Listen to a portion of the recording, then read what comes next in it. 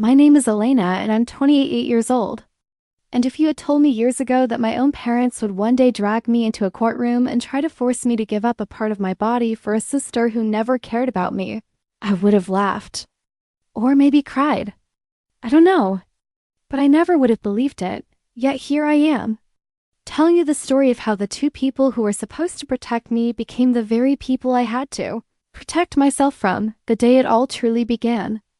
I remember waking up with this strange tightness in my chest, like some part of me already sensed that my life was about to shift. And usually I'm not the kind of person who believes in gut feelings. But this one? It was right. Asterisk before I continue this story, please let me know where you are watching from in the comments below. Hit that like button and subscribe if you have ever felt like a black sheep in your own family. Trust me, you want to see what happened next. I got a message from my mother early that morning. A simple, short line, come home. It's urgent. No good morning, Elena. No how are you? Just a command like always. You see, my family isn't warm, not toward me anyway. They worship my younger sister, Clara, their little miracle, their golden girl, their perfect child. And me? I was the responsibility. The spare. The one who had to work for everything she got. But I still went. Because no matter how old you get, some part of you still hopes your parents might finally look at you with something other than disappointment. When I reached the house, the first thing I noticed was how quiet it was. Usually my mother was yelling orders at someone, and my father was pacing around with that important businessman expression he always wore. But that morning, silence. I walked into the living room and saw them sitting there, my parents on the couch, both of them looking pale and tired. And next to them, bundled in a blanket, was Clara, my golden sister. The shining star.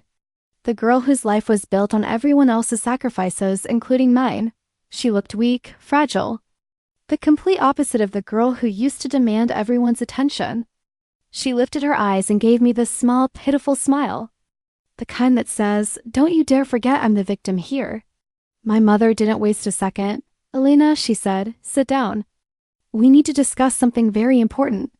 I sat. My heart was already pounding. And then my father took a deep breath, the kind he only ever took before delivering bad news. It's about Clara, he said. Her kidney function has dropped again. I froze. Again? Meaning this wasn't the first time. Meaning they hid things from me. Meaning this meeting wasn't sudden at all, it was planned. My mother leaned forward. Her doctors ran compatibility tests. And you're the perfect match. I felt the room shift. The world dipped sideways. And for a moment I couldn't even breathe. A perfect match. How? When did they test me? Why didn't I know? Asterisk, I asked exactly that, but my mother brushed it off with a wave of her hand. You did a blood test the last time you visited us, remember? We sent the results to the doctor. I stared at her. That was a general health check. You used my blood without telling me? She narrowed her eyes like I was the unreasonable one. Elena, don't be dramatic. This is your sister's life. Of course we had to check. Of course. Of course they didn't think they needed my permission. Of course my body was theirs to use if it benefited Clara. My father cleared his throat again. Her surgery needs to happen soon. The doctor said the sooner we transplant, the better. So we need you to be ready in the next few weeks. Just like that. Not a request. Not a question. A decision already made. I stared at Clara, expecting at least some guilt, some hesitation. But she just looked at me with wide, expectant eyes. Like this was normal. Like giving up part of myself was the natural duty of a less favored child. Elena, she whispered in this soft, broken voice, I really need you. And maybe that would have worked years ago. Maybe I would have fallen for the tears, the trembling lips, the weak tone. Maybe I would have said yes without a second thought, but not now. Not anymore, because I remembered. I remembered the years she mocked me. The years she stole my clothes, my friends, even my college savings. I remembered her telling a boy I liked that I was pathetic and desperate.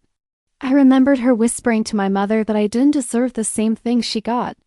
I remembered her smashing a trophy I won because she couldn't stand not being the center of attention. And most of all, I remembered every single time my parents defended her and blamed me.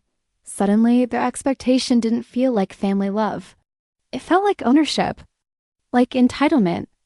Like they believed my life existed to support hers. I shook my head. I'm not doing it. The air snapped. My mother blinked like her brain refused to understand the words. What did you just say? I said no, I repeated louder, firmer. My father leaned forward, his tone sharpening. Elena, don't be childish. Your sister is sick. And I'm sorry she is, I said, but I'm not giving up a kidney. Not for her. Not for anyone. The room exploded. My mother stood up instantly. You selfish girl. She shouted. After everything we've done for you, I laughed. I actually laughed. Everything you've done for me? You mean feeding me until I was 18? That was your legal obligation. My father slammed his hand on the coffee table. Watch your tone. Clara started crying softly. I still don't know if it was real or just another performance. Elena, she whimpered, I don't want to die. And that made something twist inside me.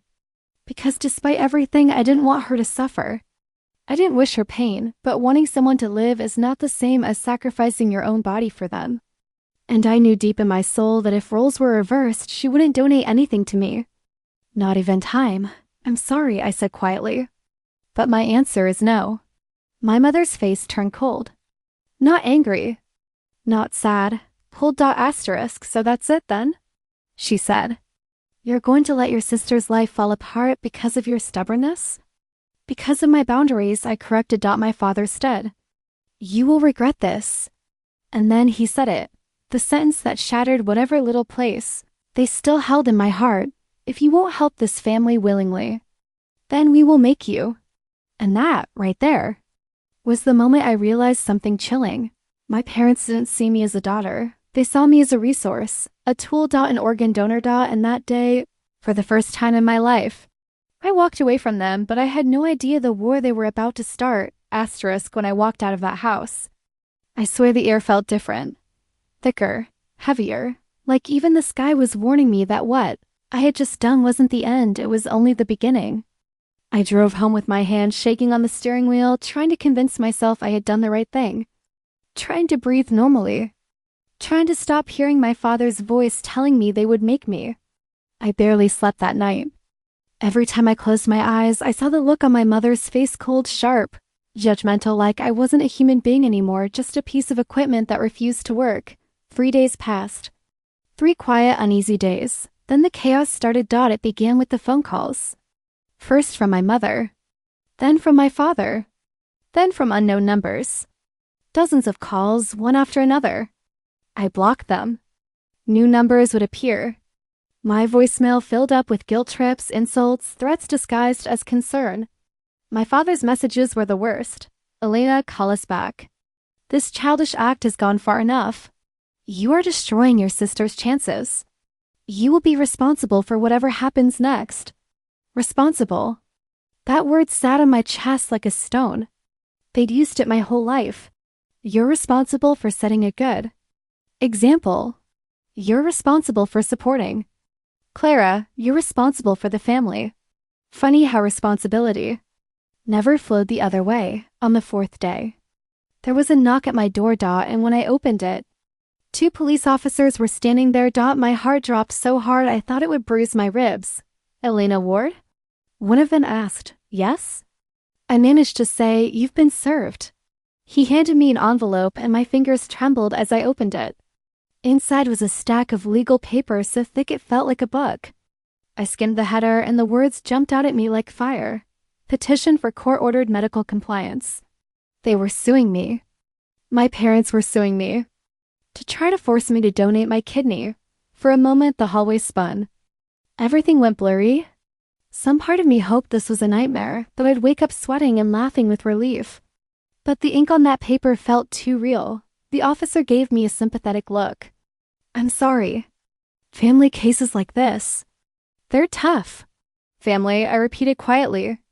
The word felt foreign now. After they left, I sank to the floor, the paper scattered around me. I tried to breathe, but my chest wouldn't expand. My vision kept clouding. Every word slammed into me like a punch. Neglect of familial duty, refusal to render aid, moral obligation. They even listed Clara as the injured party. I don't know how long I sat on the floor, but eventually the shock gave way to something else. Something deep. Something hot. Anger. Not the kind that burns fast and disappears. The kind that settles in your bones. The kind that changes you. I wiped my face and stood up slowly. I wasn't going to break. They wanted me to feel guilty, weak, scared. But all they did was push me further away. Later that night, my friend Mia came over. The moment she saw the papers, her face turned bright red. Are you kidding me? She snapped. They're trying to force surgery? That's illegal. They're insane. I shrugged, exhausted. It's my parents. Are you really surprised? She sank onto the couch, shaking her head. Elena, this isn't normal. This isn't just bad parenting. This is controlling, manipulative, abusive. I never used those words before. I always told myself my parents were strict, not cruel. Controlling, not damaging. That I just wasn't good enough, not that they were wrong, but hearing someone else say it. It hit differently. I don't know what to do, I said softly. Mia looked at me like she couldn't believe I didn't already know the answer. You fight back. Her words lingered in the air. Powerful, steady, grounding. Fight back. Against my own parents. Against the people who raised me to never challenge them. Against the family that treated me like an afterthought. It sounded impossible. But at that moment, I realized something important. They weren't acting like parents. So I didn't have to act like their daughter. The next day, I met with a lawyer, a woman named Linda, with sharp eyes and a voice that could slice through steel. After reading through the lawsuit, she leaned back in her chair and let out a disgusted sigh. I've seen a lot, she said. But this is a new level of entitlement. So, can they force me? I asked. No, she said firmly. Absolutely not. Courts cannot compel organ donation. This case is laughable and unethical. But they filed it in a very public way.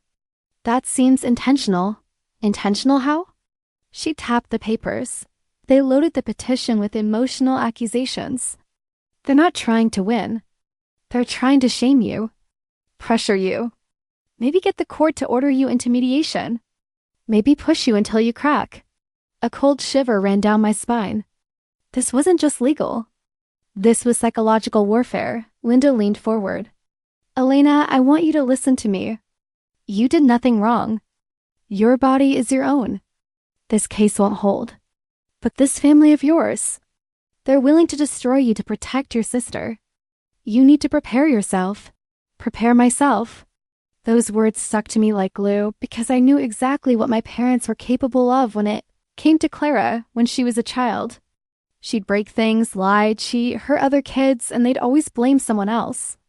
They built her up like a fragile idol made of glass. Now the idol was cracking, and they wanted me to be the glue. Over the next week, the tension grew like a storm.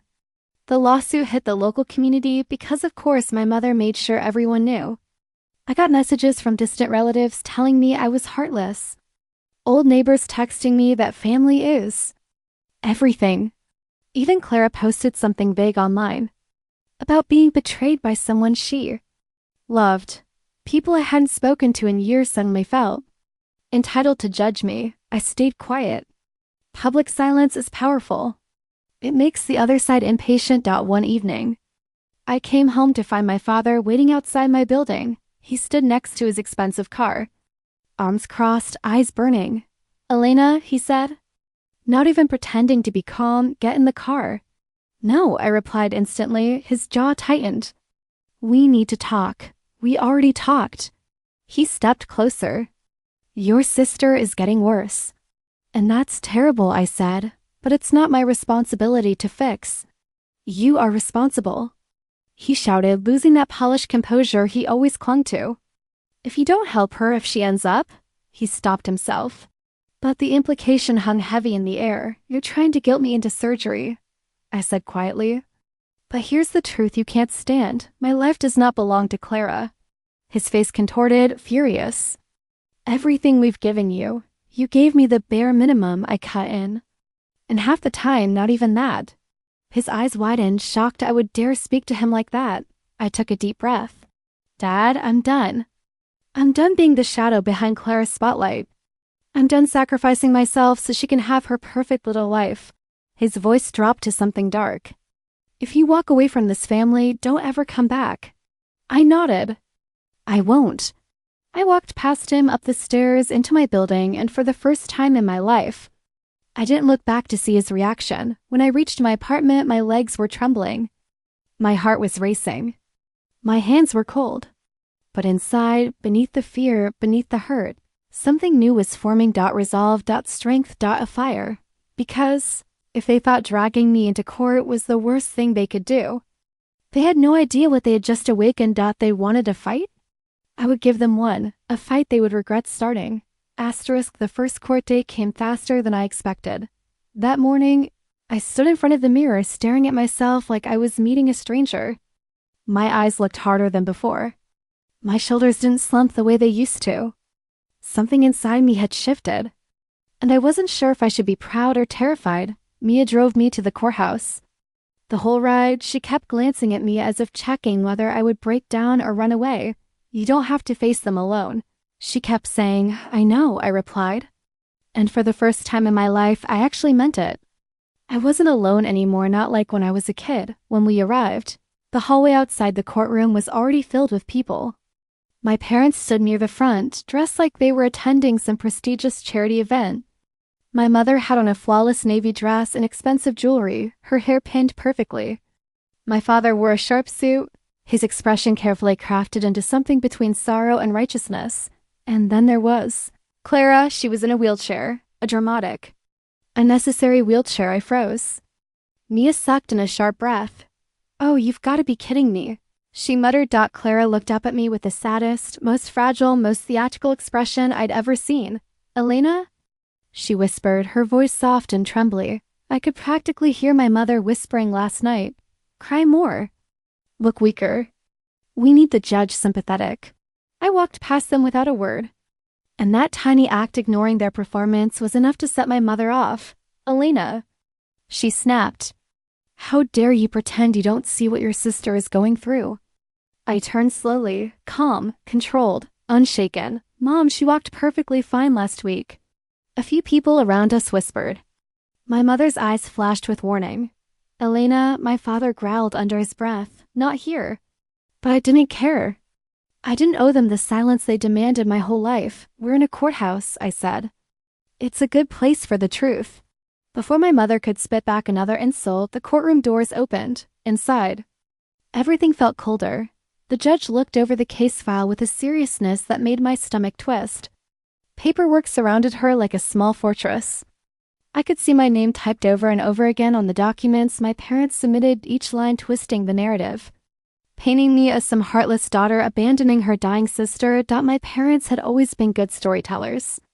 But this time I had one too. Linda stood beside me, calm but fierce, radiating a confidence I desperately needed.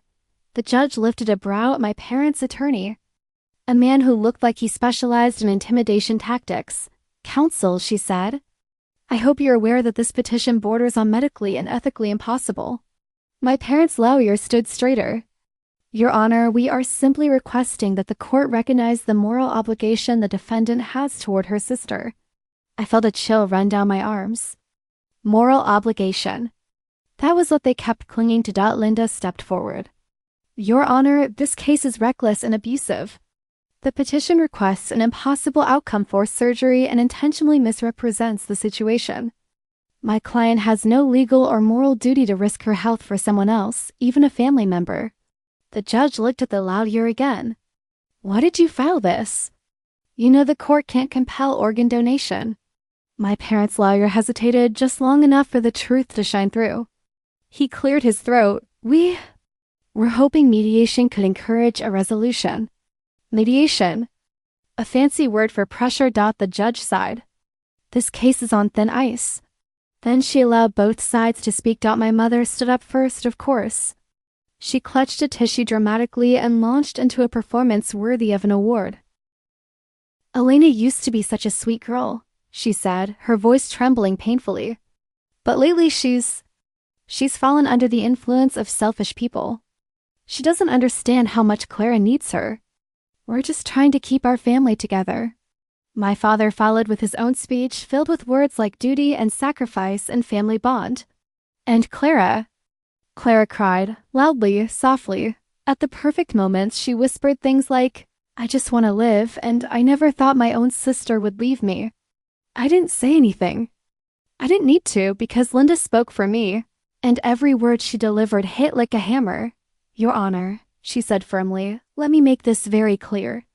My client is under no obligation to give up a part of her body. She's already been harassed, manipulated, and shamed by her parents. They used her medical records without consent. They used her blood test without permission. They filed a fraudulent emotional petition to force compliance." The judge's eyes sharpened at that. Linda continued, unflinching. "This isn't about health. This is about control. And we intend to file a counterclaim for harassment and violation of privacy if this continues." My mother's face twisted with rage. My father stiffened. Even Clara's tears stopped for a moment. The judge nodded slowly, taking notes. After a tense silence, she made her decision. "I am dismissing this petition." Just like that. Dismissed. My mother gasped as though struck. My father looked at the judge like she committed a crime. Clara blinked in confused disbelief, but the judge wasn't finished. "And," she said sternly, "I strongly advise the plaintiffs to reconsider their actions. This courtroom does not exist to enforce emotional manipulation. Be grateful I am not issuing sanctions." For the first time in my life, someone in a position of authority told my parents no, they didn't handle it well, outside the courtroom. The storm hit immediately. My mother grabbed my arm, nails digging in. "How could you do this to us?" she hissed. "You embarrassed us." I pulled my arm away. "Good, maybe now you'll stop." My father stepped in front of me, blocking my path. His voice was low and dangerous. "You think this is over? You think you won?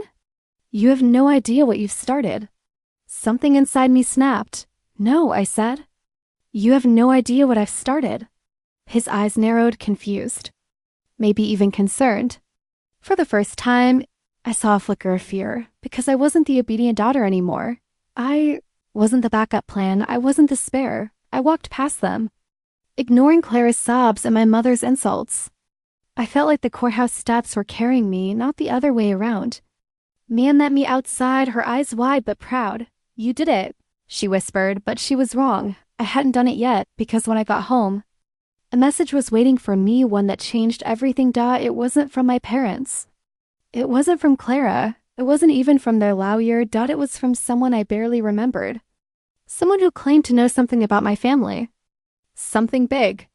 Something they didn't want me to find out. The message was short, but it froze my blood. "Elena, they're hiding more than you think. Call me. I can prove it." Attached was a picture of Clara, a picture that shouldn't exist, a picture that hinted at the deepest betrayal yet, and that was the moment. The exact second. I realized this wasn't just a medical issue. This was a secret, a lie, a truth they were desperate to bury. And I was about to dig it up no matter what I found. I must have stared at that picture for a full minute without blinking. It was Clara, but not sick, not fragile, not dying. She was standing outside a club, laughing with a group of people, holding a drink in her hand. She looked perfectly healthy. Her skin was glowing, her posture strong, her smile wide. The timestamp on the photo? 3 days before the first court hearing, 3 days. 3 days before she called herself too weak to walk. 3 days before she cried in the courtroom, claiming she didn't know how long she had left. 3 days before my parents demanded I give up a part of my body. My stomach twisted. My mind raced. I felt anger, betrayal, disbelief, and a fear that maybe I wasn't even angry enough yet. Because if Clara looked that healthy just days ago, what else were they lying about? The message had a number attached. My fingers hovered above the call button for a second that felt like an hour. Then I pressed it. The phone rang twice. "Hello?" A woman answered. Her voice was older, raspy, tired. "Hi. This is Elena. You sent me a message?" A long pause. Then she said, "Yes, I'm sorry to contact you like this. I know it must feel strange. My name is Angela, and I used to work for your parents." My breath stopped. "Work where?" I was a caretaker for Clara, she said quietly. For almost 10 years, caretaker? 10 years? Clara never had a caretaker. She never needed one. At least that's what I thought. I don't understand, I said. Why would she need a caretaker? Angela hesitated. Because Clara isn't as sick as they've made you believe. The world tilted. My hands clenched the phone so hard my fingers ached. What do you mean? I asked out. She sighed. Your parents created a story. They exaggerated everything. They lied to doctors, switched prescriptions, dragged Clara to specialists she didn't need. They made everyone believe she had a severe condition when in reality, she only had a mild kidney issue years ago. It's manageable. Very manageable. My legs felt weak. I sat down slowly on the couch. So the kidney failure, the emergency, all of this. Manipulation, Angela said. Your parents were obsessed with Clara being the center of everything. She was the fragile one, the precious one, the one who needed their constant protection.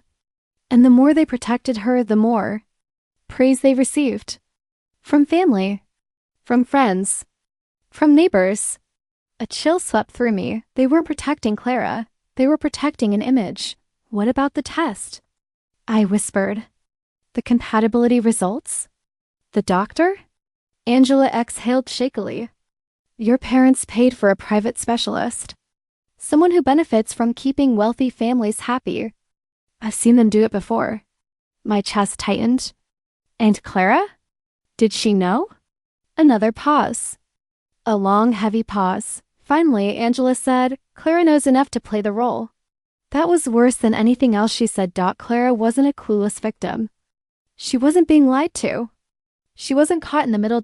She was participating. Performing. Acting sick to maintain her golden child throne. I ran a hand through my hair, trying to process the revelation. Anger burned through me. Not the quiet, exhausted anger I'd felt before. This was sharp, electric, alive. Why are you telling me this now? I asked. Because I quit, Angela said. 2 months ago. I couldn't support the lies anymore. And when I heard about the lawsuit, I knew it had gone too far. Her voice trembled slightly. Your parents will never stop unless someone stops them.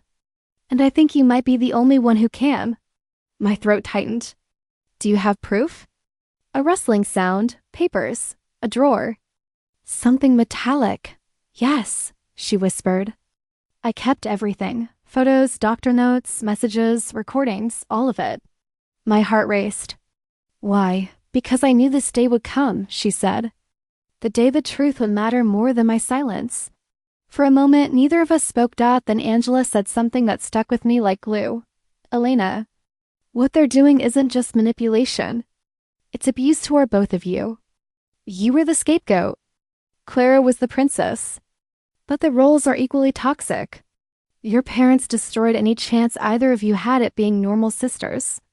Her words hit a place inside me I didn't know still hurt. Asterisk. I swallowed hard. Can we meet? I need to see everything. Tomorrow, she said. At the cafe near the old library, noon. I agreed. We hung up. And as soon as the call ended, my phone buzzed again. This time, it was my mother. I stared at the screen as message after message popped up. You will regret your behavior today. Your sister is inconsolable.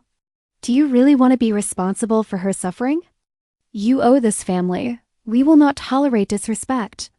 Each message felt like a chain I was breaking. Link by link. Then one final message appeared. If you think today was the worst we can do, you're mistaken. Something inside me hardened. If they wanted to escalate this, then fine, but I wasn't the same obedient daughter anymore. The next morning, Nia insisted on coming with me to meet Angela. When we arrived at the cafe, I spotted her immediately.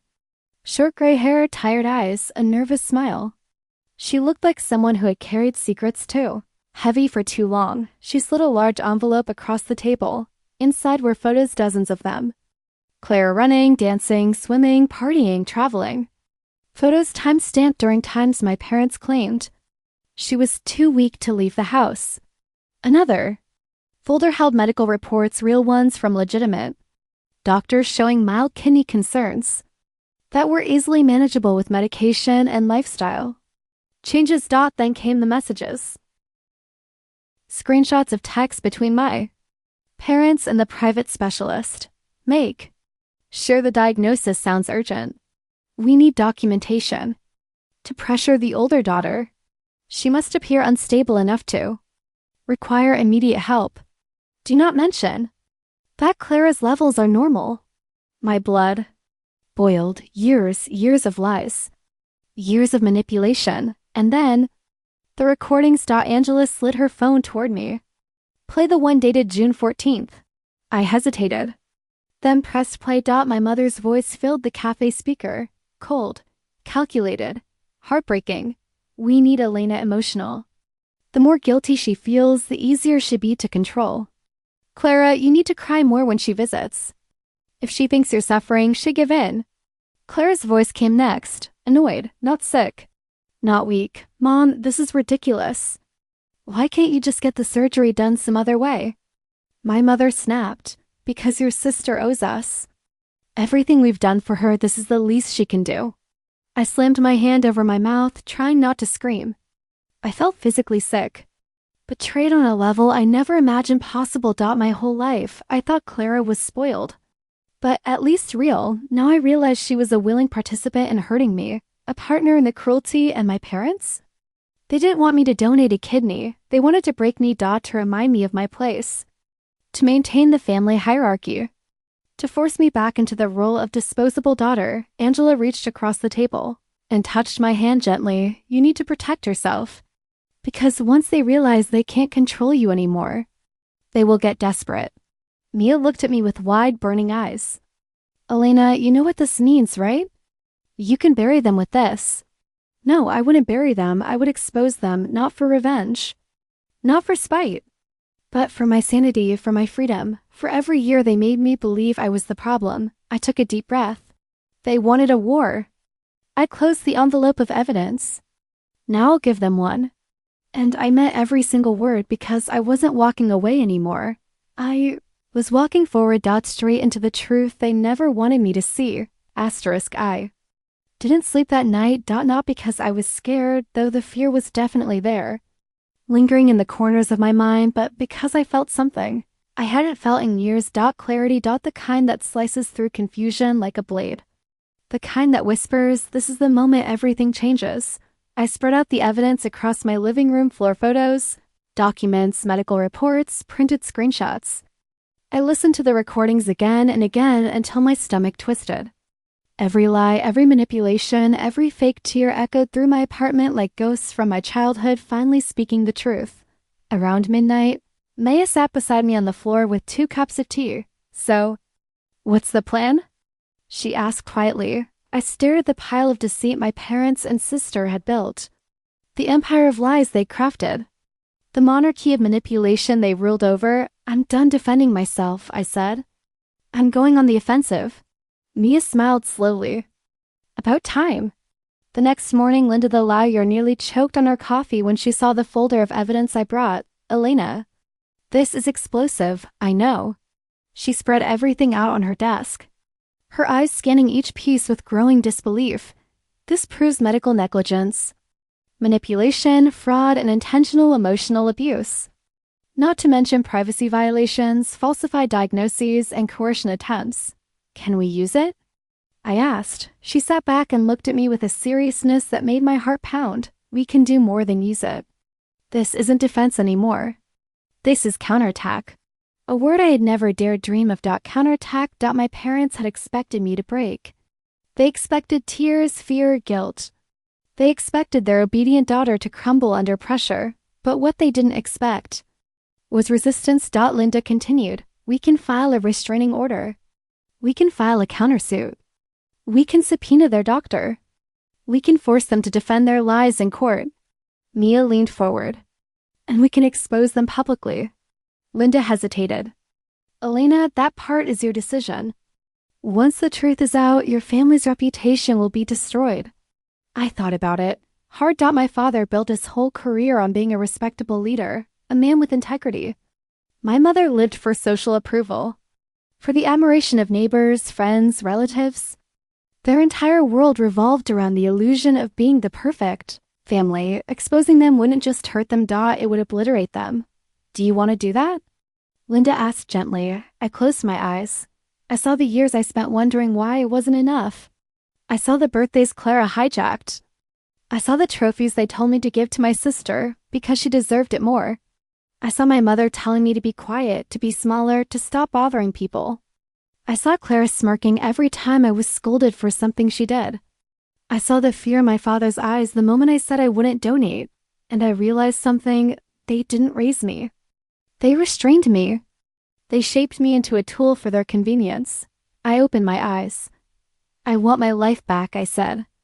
And if that means exposing them, then that's what I'll do. Linda nodded, a fierce spark lighting up in her eyes. Then let's begin. That afternoon, I filed a counterclaim. Not for money. Not for revenge, but for the truth. The next 48 hours were a blur of paperwork, statements, sworn affidavits, and legal strategy sessions. We prepared everything methodically, carefully, precisely. I felt like I was building something, not a weapon, but a shield sharpened into a blade. And then, the moment that changed everything happened 3 days later. My phone buzzed at 7. It was a video call request from my mother. I stared at the screen, debating whether to answer. Something in my gut told me to pick up. I did, and there they were, my parents and Clara sitting together on the living room couch like a united front. A perfect family portrait, except now I could see the cracks clear as day. Elena, my father began, we need to talk. I didn't respond. My mother forced a smile that barely hid her fury. Your behavior lately has been dramatic, but we're willing to forgive you if you do the right thing. Forgive me. They wanted to forgive me. I almost laughed. Clara leaned forward. Her eyes were a little less soft now, sharper, calculating. I don't understand why you're doing this, Lena. I need you. This isn't a game. I didn't speak. I just watched them. And I think the silence unnerved them more than any argument. My father exhaled impatiently. We've heard you're planning something legally. Let me be very clear. If you escalate this, we will cut ties completely. No inheritance. No family. No place at the table. I smiled slowly. Good, I said. I'm not hungry anymore. My mother's face twisted. You ungrateful. I ended the call, just like that, for the first time. I hung up on them. A tiny act, but it felt like breaking a lifetime chain. That same evening, the first official blow landed. Linda filed the restraining order. My parents were served the next morning, and the reaction was immediate. They showed up outside my apartment building, angry, loud, shouting my name only to be escorted away by police. My mother screamed about betrayal. My father yelled that I was ruining the family. Claire cried loudly enough to gather a crowd. None of it moved. And not anymore. Because the next step was something they would never expect. I didn't plan to shame them quietly. I didn't plan to fight in the shadows. I planned to bring their lies into the light. With Angela's permission, Linda prepared a legal motion that included the recorded conversations, the falsified medical reports, and the bribery attempt with the private specialist. But one thing still bothered me. Why did they go this far? Why did they want the surgery so badly? Why pressure me when there were other options? It was around 11 p.m. when the next clue dropped into my lap. Angela messaged me again. I forgot to mention something.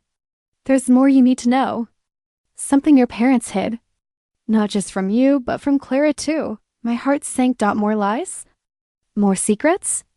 I called her instantly. What is it? Angela hesitated. It's about Clara's biological mother. My breath stopped. Everything inside me froze. Silence filled the line. What do you mean? I whispered. Angela's voice softened. Elena, your parents weren't honest about Clara's origins.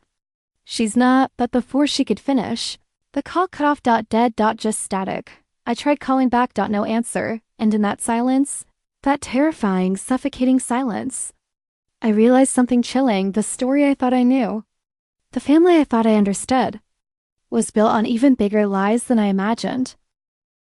Something my parents had been hiding for decades. Something that could shatter everything, and I was about to uncover it. Asterisk. I stared at my phone long after the call dropped. My heart pounding so loudly it echoed in my ears.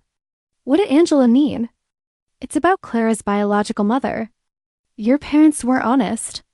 She's not what? Not who we thought. Not really my sister? The possibility crawled under my skin like ice. I tried calling Angela again. No answer. I messaged her.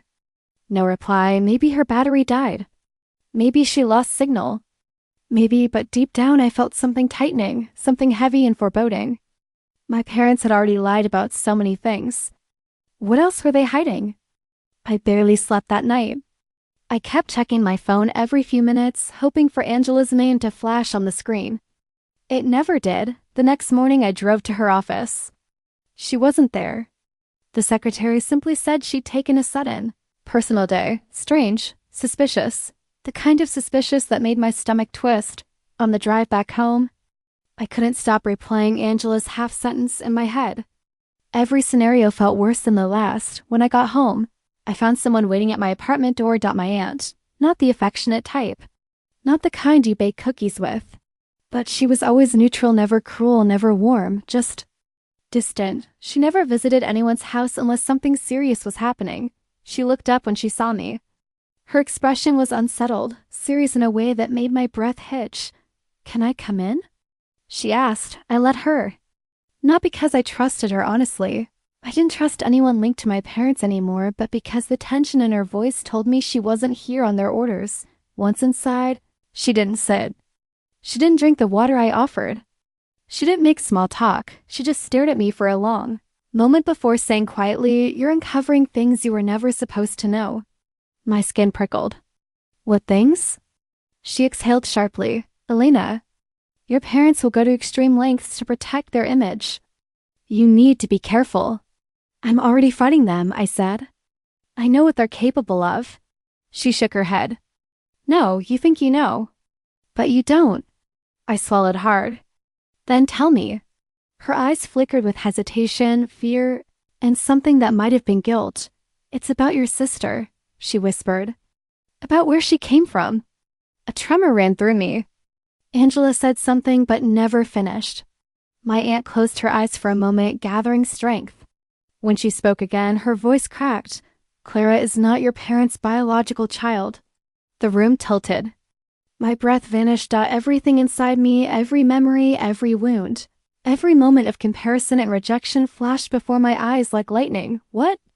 I finally managed. "She isn't their biological child," my aunt repeated. "They took her in when she was a baby." "But it wasn't legal." My heart plummeted.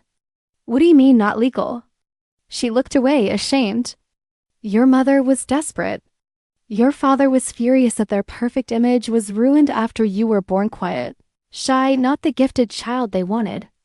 They thought a new baby would fix their problems, give them a child who could fulfill their dreams." Her voice dropped. "Clara's biological mother was someone in trouble, vulnerable. She trusted your parents. They manipulated her into giving them the baby, promising support, safety, a stable home. But once they had Clara, they cut her off completely. A chill shot down my spine, so they took her." "Yes," my aunt whispered. "And they hid it. From everyone. Even from Clara." I sank onto the couch, my legs too weak to hold me.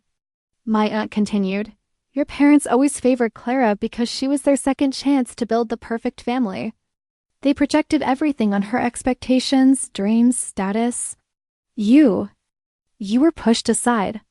Every moment of my childhood suddenly clicked into place. Why Clara was always praised. Why every mistake I made was magnified. Why I was treated as the family burden. Why they panicked when the kidney situation came up. Why they were desperate for me to save her dot because if Clara was exposed, if the truth came out, their carefully crafted image-perfect parents with a perfect daughter would crumble, and they were willing to sacrifice me to preserve it. My aunt's voice softened. Your parents believe reputation is everything. They'll burn anyone to keep their secrets buried. Does Clara know? I whispered. Double quotes, no. They never told her. They never planned to. A wave of emotion hit me, anger, sadness, betrayal so deep it almost numbed me. I wasn't just fighting manipulative parents. I was fighting people who had lived a lie for decades. My aunt moved closer. Elena, your parents found out you've been digging around. They're getting desperate. Be careful. I nodded slowly, still trying to breathe through the shock. Before she left, she hesitated at the door. Your father told me something once. Years ago. He said Elena is too quiet for her own good. One day she might start hearing things that are better left unheard. Then she whispered, I think he was right. She left me with that chilling warning. For a few minutes, I just sat there, staring at the wall, trying to process the weight of what I'd just learned. Clara wasn't my biological sister. My parents had built our family on stolen trust, and they were willing to sacrifice me, my health, my freedom to keep their lies intact. But then, something unexpected happened. My phone vibrated. Text. From an unknown number. The message said, Stop digging. You don't know what you're getting into. My blood ran cold. Before I could react, another message appeared. You will regret this. I stared at the screen, my pulse racing. Then a third message popped up. This is your final warning. Back off. I knew immediately where it came from. Not my parents directly. They weren't that tech savvy, but someone they used. Someone willing to intimidate me. I didn't reply. I didn't panic. I didn't run. Instead, I smiled, because threats only meant one thing. I was getting close. Too close, close enough that they were afraid. My hand shook, not from fear, but from a surge of determination that felt like fire in my veins. For the first time in my life, I held the truth, and they knew it, and I wasn't going to back off. Not now. Not ever. I didn't care what secrets they hid, what lines they crossed, what lies they buried. I was going to uncover everything, even if it meant tearing apart their entire empire of deception, even if it meant facing the storm they were ready to unleash on me, because after a lifetime of being silenced, I was finally ready to speak, and they were going to hear me. The rest of that night felt unreal. I sat in the quiet of my apartment, the glow of my phone still lighting up my hands. Those threatening messages burned into my mind. I wasn't sure whether I was shaking from fear or from the strange rush that comes when you finally stop running. But one thing was certain. They were terrified, and people only threaten when they're losing control. I took a deep breath and turned off my phone. I didn't want their words near me. Not tonight. Instead, I pulled out the folder of evidence again and stared at all the pieces, every lie, every hidden truth, every manipulation they had built like bricks in a castle they thought was unbreakable. And I realized something. Maybe it was unbreakable, until the person they underestimated most walked away from it. The next morning, I walked into Linda's office with a new kind of resolve. One she noticed the moment she looked up at me. You look determined, she said softly. I know the truth now, I told her, and I'm ready to use it. Linda sat back. Did something happen? She didn't know whether I wanted to spill everything about Clara's origins. Part of me wanted to tell her immediately, but something in my heart held back. Not because I wanted to protect my parents, no. That part of me had been buried long ago. I held back because I wanted proof. Cold, undeniable, documented proof. Something did happen, I said. But I need help verifying it. Linda nodded. Whatever you need. That afternoon, we began digging through records. Birth certificates. Hospital archives. Adoption registries. Anything that could trace Clara's arrival into my parents' home. The deeper we dug, the stranger it got. Clara's birth certificate was odd. The signatures didn't match. The dates were suspiciously vague. The attending doctor listed had retired years before Clara was even born. Mistakes happen. Sure, but these weren't mistakes. These were cover-ups. Your aunt wasn't lying, Linda murmured. Something about this is completely fabricated. And then she sighed. Elena, your parents may have done something that crosses far beyond moral failure. I nodded. I knew. I had always known somewhere deep inside that. Something in our family didn't make sense, but now the truth was unfolding piece by piece. Like a puzzle finally showing its picture, just when we were wrapping up for the day. Linda's face hardened as she looked at her computer screen. Oh no, she whispered. My stomach nodded. What is it? She spun the monitor toward me. My parents had filed an emergency motion, a demand for the court to expedite the lawsuit. They wanted me silenced fast. They're trying to push this through before you can gather more evidence. Linda said. Of course they were. They were running out of time. They're scared. I whispered. Linda nodded, terrified. We prepared our response late into the evening. May brought snacks, coffee, even blankets.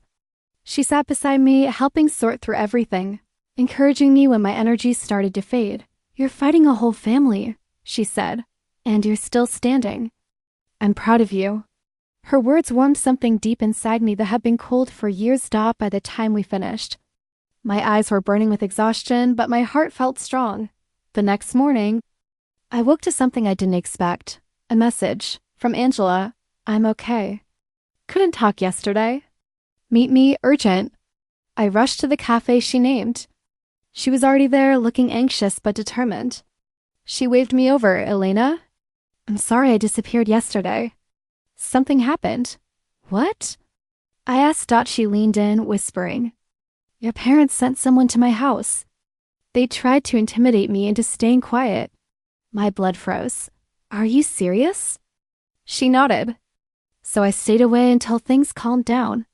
But I need to tell you the rest before it's too late. My breath caught. The truth about Clara's biological mother, she said. Your aunt only knows part of it. I steadied myself. Tell me everything. Angela swallowed hard. The woman who gave birth to Clara wasn't just vulnerable. She wasn't just manipulated. My heart thud. Double quote. She was someone your parents knew personally. What do you mean? She used to work for them. The cafe seemed to fall silent. She was a young nanny. Barely 21, struggling, alone, desperate for stability. Your mother promised to help her if she stayed with the family. But when she got pregnant, I felt the world tilt. Your father convinced her she couldn't raise the baby alone. He offered support and security if she gave the child to them. My pulse roared in my ears. They made her believe she wasn't fit to be a mother, Angela continued. They promised they'd let her be in the baby's life, let her visit, be part of her growth. And then?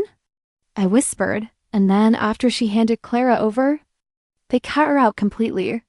I felt sick. Angela's voice softened. She tried to fight it. She tried to get her daughter back. But your parents made sure she never got near Clara again. My throat tightened. Where is she now? Angela looked at me with such sadness it broke. Something inside me. She died a few years ago. A sharp pain pierced my chest. She spent the rest of her life trying to find a way to reach Clara. She even wrote her letters. Your parents intercepted them. I covered my mouth, choking back a sob. Not just for the nanny. Not just for Clara, but for myself. Because suddenly everything made sense. Why my parents clung to Clara so desperately. Why they worshipped her, protected her, molded her. Why they would sacrifice me without hesitation. Clara wasn't just their golden daughter. She was their stolen redemption. A secret they would destroy anyone to protect. I felt anger rising through me like a storm. How could they do that? I whispered. Angela shook her head. Some people will do anything to protect a lie. I thought of the threats. The manipulation. The years of being treated like a spare part, a backup plan. A shadow. I wasn't just the neglected daughter. I was the scapegoat. The distraction. The one they used to keep the truth hidden. And Clara. Clara didn't even know she was living someone else's story. I had to tell her, but not yet. Not without proof. Not without everything in place, because once she learned the truth, nothing would ever be the same. Angela reached across the table and squeezed my hand. Elena, you're stronger than them. And you're almost at the finish line. Almost, but not quite, and the last mile would be the hardest. As I left the cafe, something inside me shifted completely. I wasn't just fighting for myself anymore. I wasn't just fighting to win a lawsuit. I wasn't just fighting to expose manipulation. I was fighting for justice for me, for Clara, for the woman who died trying to reclaim our daughter, and for the first time in my life, I didn't feel alone. I felt unstoppable, because the truth wasn't just a weapon. It was a fire, and I was ready to burn down every lie they ever built. I drove home from the cafe with Angela's words echoing through my head. Every traffic light, every street, every passing face felt distant, like the world was suddenly too small to hold the weight of what I had learned. Clara wasn't just adopted. She wasn't just secretly brought into our family. She was taken from a young woman who trusted my parents lied to, manipulated, discarded. And Clara never knew. My parents didn't just build a lie. They stole one. I sat in my apartment, surrounded by silence so heavy it felt like fog. The truth hovered over me like thunder waiting to break. I thought about Clara, her smile, her laughter, her spoiled tantrums, her princess complex. But I also thought about the moment she seemed lost, the night she knocked on my door when we were younger, scared of storms. I remember teaching her how to braid her hair, sharing my snacks with her, defending her when she fell at school and cried like the world was ending. She wasn't the villain. She was another victim, just like me, and suddenly, I didn't feel anger toward her. Not anymore. I felt sorrow. And something dangerously close to compassion. But compassion wouldn't save us. The truth would doubt by the next morning. Linda had gathered every piece of proof documents. Inconsistencies, testimonies, records, hospital files. Everything pointed to one undeniable fact. My parents had built their empire on lies. The court date for the emergency hearing was set. They wanted to rush the case through. They wanted to trap me before I could speak, but they didn't know. I was coming armed with the truth. Mia drove me to the courthouse. She kept looking at me from the corner of her eye. "You're calm," she whispered. I expected panic. I exhaled slowly. "I'm done panicking. Ready?" More than ever. The courthouse atrium felt enormous marble floors, echoing footsteps. A cool draft that didn't belong in a place holding so many lives in balance. When we walked into the courtroom, my parents were already there. My father sat stiffly, jaw clenched in anger. My mother wore a mask of sorrow so fake it should have been made of plastic. And Clara looked tired, hollow, scared. Her eyes met mine. There was something there, pain, confusion, maybe even regret, but this wasn't the moment for sisterly revelations. Not yet. The judge entered. Everyone stood. And the chaos began. My parents' lawyers spoke first, dramatic, loud, full of righteous indignation. Elena is abandoning her moral duty, her family, her dying sister. She's acting maliciously. Every word felt like poison dripping from his tongue. My mother wiped fake tears. My father stared straight ahead like a soldier ready for war, and then it was our turn. Linda stood, calm, composed, terrifying in her quiet confidence. "Your Honor," she began. "The narrative presented by the plaintiffs omits essential facts. Facts that change the context of this entire lawsuit." My parents stiffened. Linda continued. "We have evidence of coercion, emotional manipulation, medical misinformation, and intentional psychological pressure placed upon my client. But more importantly," she placed a thick folder on the table with a soft thud that felt like a thunderclap. "We have proof that the plaintiffs have been hiding critical information from this court and from their own daughter, Clara." A ripple of shock swept through the room. My mother's face went pale. My father's grip on the table tightened. Clara's eyes widened. I could feel the air change. This was it. The moment truth stepped into the light, Linda opened the folder and pulled out the records. These are the documents related to Clara's birth. Documents that contain forged signatures, falsified dates, and a doctor listed who was not practicing at the time. A gasp escaped Clara's lips. My parents froze. Linda continued, voice steady, piercing. "We also have statements from individuals who interacted with the biological mother of Clara's, statements indicating coercion and manipulation that resulted in Clara being taken from her under false promises." Clara gripped the edge of her seat. Trembling. My parents' lawyers stood abruptly. "Your Honor, this is irrelevant." The judge raised a hand. "Sit down." He turned to Linda. "Continue." My mother suddenly shouted, "This is slander. Lies. She's twisting everything." The judge glared at her. "Ma'am, sit down or I will have you removed." Linda's voice grew softer but sharper. Elena was not refusing a medical donation out of cruelty. She was refusing because the plaintiffs have a pattern of manipulating her, using her and emotionally abusing her for years. They hid Clara's origins.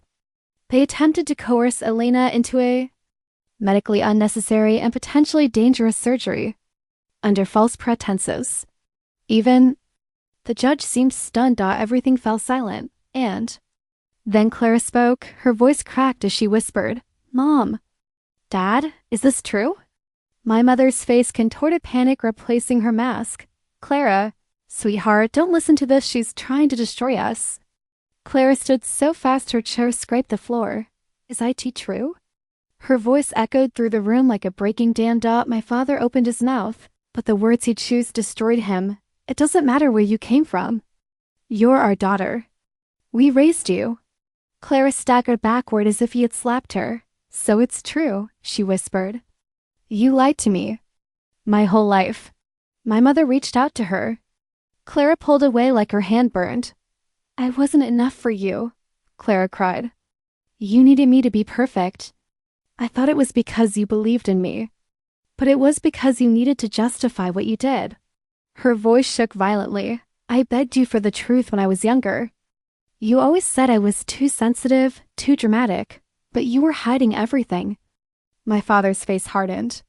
We did what we had to do. Clara's knees buckled. She fell into the seat, sobbing. In that moment, watching her break, something inside me cracked too. Because despite everything, she didn't deserve this pain. None of us did. The judge turned to me. Elena, he said softly, do you have anything to add? I stood slowly. My entire life, I began. I thought I wasn't enough. I thought I was the reason things were always tense, why I was treated differently. I thought Clara was better than me, more deserving, more loved. My voice shook, but I didn't stop. They made me believe my worth depended on how useful I was to them. And when I wasn't useful, they discarded me. They tried to force me into a dangerous surgery using guilt, lies, and manipulation. They tried to silence me, threaten me. I looked at Clara, but none of this is her fault. She didn't ask for any of this. She didn't choose to be the golden child. She didn't know she was living a lie. Clara's tear-filled eyes met mine. And I'm done being afraid, I said. I'm done carrying the weight of their secrets. All I want now is freedom. And for the truth to be known. The courtroom was silent. The judge took a long breath before speaking. In light of the evidence presented, this court dismisses the plaintiff's lawsuit. Furthermore, an investigation will begin regarding the allegations of coercion, emotional abuse, and falsified documents. This case is adjourned. My parents looked destroyed. My mother collapsed into her chair, sobbing in panic. My father stared at nothing, hollow and defeated. Clara stood trembling, unsure whether to scream or cry. I turned and walked out of the courtroom with Linda and Mia on either side of me. But as I reached the doors, I heard a voice behind me. Elena. Clara, she ran toward me, tears streaming down her cheeks. Is it all true? She whispered. Everything about my mother? About how they got me? I nodded gently. She broke into sobs and threw her arms around me. I'm so sorry, she cried. For everything. For how they treated you. For how I treated you. I didn't know. I swear I didn't know. I held her as she shook. It's not your fault, I whispered. We were both victims. When she finally pulled away, she looked different, older, fragile, human. What do I do now? She asked. I sighed softly. You start by choosing who you want to be, not who they told you to be. She nodded, tears falling silently. She wasn't my biological sister. But in that moment, she felt more like family than my parents ever had. We walked out together. Into the sunlight. And for the first time in my life, walking away didn't feel like loss. It felt like freedom. My parents tried to silence me. They tried to break me. They tried to use me, but the truth always wins. My life didn't end when they sued me. It began. Sometimes the people who claim to love you the most are the very ones holding the chains around your heart. And sometimes the greatest act of revenge is finally choosing yourself, walking away, and letting their lives crumble without you holding them up.